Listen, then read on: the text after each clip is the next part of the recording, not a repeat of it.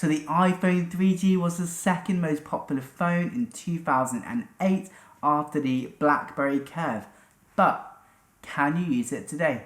Hey guys, I hope you're all well and safe. It's Jack from Tech Fusions here, and today in this video we're going to be taking a trip down memory lane, the times of the iPhone 3G. So, is this phone actually usable in 2020? Let's find out.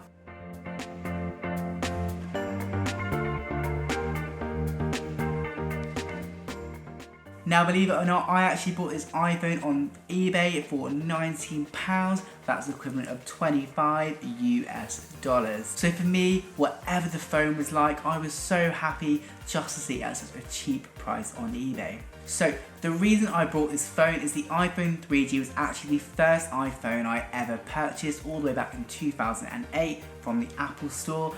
I remember when I bought it, I paid for the 16GB version and that cost, I think, £400. So as you can see, this is a very different price as of course the years have gone on. I actually remember when you first bought this phone from the Apple Store, they would have to set it up with you in store before you was even allowed to take it home. How things have changed. So when I unboxed this phone, it came with just the phone itself, nothing else, which was quite a shame. But anyway, that's okay. When I turned the phone on, it actually took such a long time to load. 1 hour later. When this phone finally came on, I noticed it was running iOS 4.2.1. So as you can see, this phone has not been updated in such a long time, but for me it was so nice being able to see how old the software was and going back to that software and to see how different iOS is looking today in comparison to what it looked like back in 2008 or slightly after when this software was released. When you first look at this phone, you can clearly see this phone is not in the best of conditions, but to be honest, that was expected for the price I paid for it. This phone here is the 8GB version, so again, not much memory when you compare it to phones in 2020. I can't remember the last time I've seen a phone today that's actually 8GB. So the first thing we're going to talk about is the design. I still love the design even 12 years later. I think the design looks fantastic. I remember when I first picked one of these up for the first time and it just felt amazing holding it in your hand. It's quite small compared to phones today, but again at that time I don't think I really cared too much. If you turn over, very similar to the phones today, you've got the volume rocker and the phone which turns on to silent and not silent. And of course, if you look at the final bit, you can see the 3.5mm headphone jack.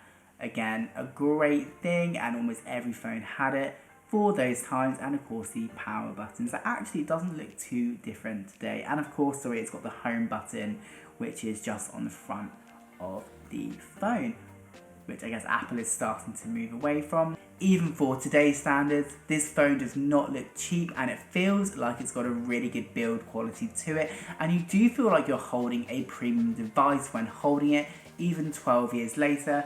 Even if of course the phone itself is outdated, it still feels really nice to hold, which is good.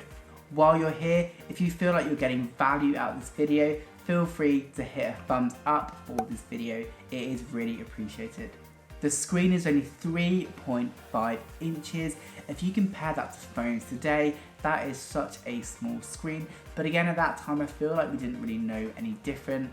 And again, the screen was fine for the time. So the screen resolution is 480 by 320 pixels. You can see the screen is dated, and to be honest, you can kind of see the pixels if you look really carefully.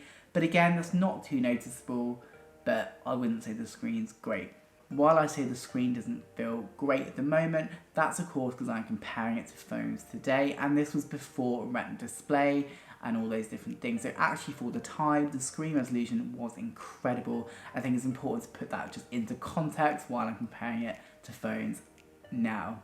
So we're now going to go on to the camera. So this camera has a whopping 2 megapixels. That's right, 2 megapixels. If of course you have a phone today, you would never see a phone that's 2 megapixels. It's interesting to compare phones then to today. Now if you have a look at the photos, which I'm going to be on the screen now, This photo is a picture from the iPhone 3G. As you can see, the quality isn't great. Now have a look at this next photo, which is the iPhone 3G and the iPhone 11 Pro Max. This iPhone doesn't even have recording. It wasn't actually until the iPhone 3GS when video recording came to the iPhone, but in all fairness, at that time I don't feel like I really needed it. So in terms of apps, there's not many apps that you can download today, and to be honest, that is something that is very much expected considering how old this device is. But it's actually surprising because you can still download some apps. The one that surprised me the most was Facebook. You can still download Facebook on the iPhone 3G, and what you do if you go to download it, it will offer to download an older version of the app for you, which means that you can still use it, which is great. You can download a few other apps as well, but to be honest, they're not great, and there's a reason why you can still download them in 2020. Of course, they haven't been updated, and they're not that great. But for me, I was just surprised that you could actually still download apps on the phone in the first place. Talking of apps, the beautiful YouTube icon no longer works, which is a real shame. These were the days when the iPhone came pre-installed with the YouTube app on the phone, and it worked really well until eventually Google and YouTube created their own app, which you could download from the App Store. Another interesting fact, this was actually the first iPhone that had an app store, and it's amazing that you can still access it even today, even if it does look very different and you can't do too much on it. So, the obvious downside of using this phone is just how slow it is to use, how laggy it is, and as you can tell, it is not supported by Apple anymore, and all the apps which don't really support the phone anymore, and actually it's surprising that you can still download anything. Even doing basic things like trying to download a song or connect it to iTunes or now the music app, it just doesn't work. I actually tried to download some songs on the phone and it took over 2 hours to load, and I checked again and it still wasn't loaded. And that was just trying to connect things to it. And of course, these are the times when you have to actually sync your iPhone to iTunes. So I guess one of the main questions you are asking is, would you use this phone today, or should I use it today? And the honest answer is no, you could not use this phone today, which is very similar to other retro phones that we have reviewed. So you couldn't use it, but at the same time, I think it's just amazing to take a trip almost down memory lane and just see what the iPhone once was. So if you're asking, should I buy it? I would say buy it as a collector's item, but buy it to use as your phone, probably not a good idea.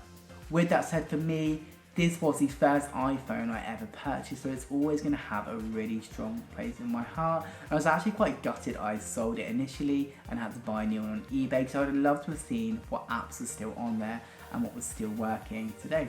Now, of course, it is quite unfair comparing the iPhone 3G to a newer iPhone like the iPhone 11 Pro Max, but at the same time, it's just amazing to see how Apple has developed over the years, and I think it shows that this is almost not quite, because of course it wasn't the first iPhone, but this is almost where it began, and it's amazing to see that life cycle of iPhones, because they have come such a long way. And of course today the iPhone is still a dominant phone and one of the most popular phones around the world.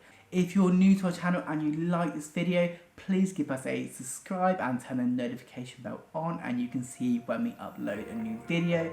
We do lots of different videos about different technologies, such as retro phones, e-scooters, e-bikes. So if you want to know more, please give us a subscribe. So one thing I want to ask you guys, did any of you own an iPhone 3G?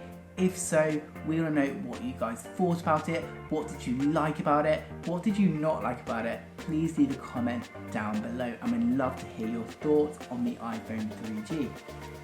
This is Jack from Tech Fusions. Thanks for watching. See you in the next one.